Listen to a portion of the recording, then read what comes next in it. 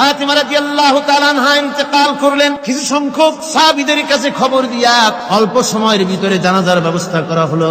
হযরতে আবু যার গিফারী রাদিয়াল্লাহু তাআলা আনহু কবরের ভিতরে নেমে গেলেন। কবরের ভিতরে নেমে গিয়া হযরতে আবু যার বলেন, রে কবর, তোর ভিতরে আজকে কাকে রাখবো তুই কি তা জানিস নাকি? তোর ভিতরে কাকে রাখবো কি জানিস?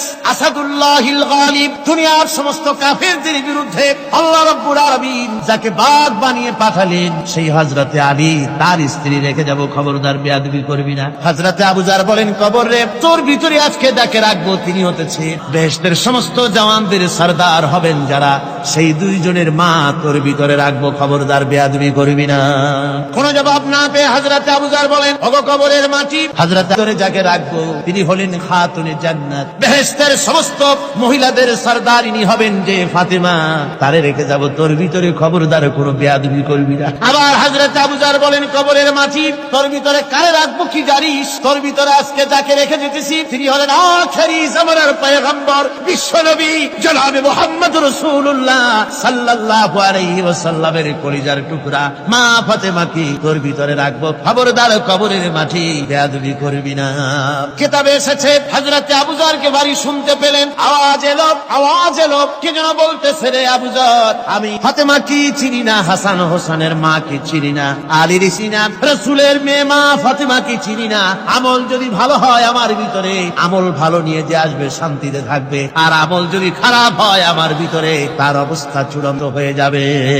আমার ভাইরা, আমার বন্ধুগণ, আমলের উপরে ভিত্তি করে কিয়ামতের দিন নাজাত হবে।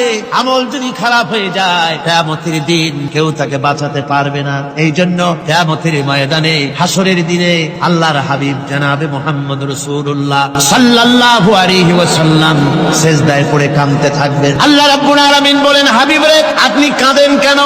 আজকে তো আপনার কাঁদার দিন না, আমি আপনাকে মাকামে মাহমুদ দান করেছি, আমি আপনাকে কাউসার দান করেছি, আপনার আজকে সম্মানের দিন, মর্যাদার দিন, কাঁদেন কেন? আল্লাহর হাবিব বলবেন, রব্বুল আলামিন মাকামে মাহমুদ পেয়েছি, কাউসার পেয়েছি, কান্দি এই জন্য আমি দেখতে পাচ্ছি আবার সামনে দিয়া ফেরেশতারা আমার উম্মতগুলি জাহান্নামের দিকে নিয়ে যায়।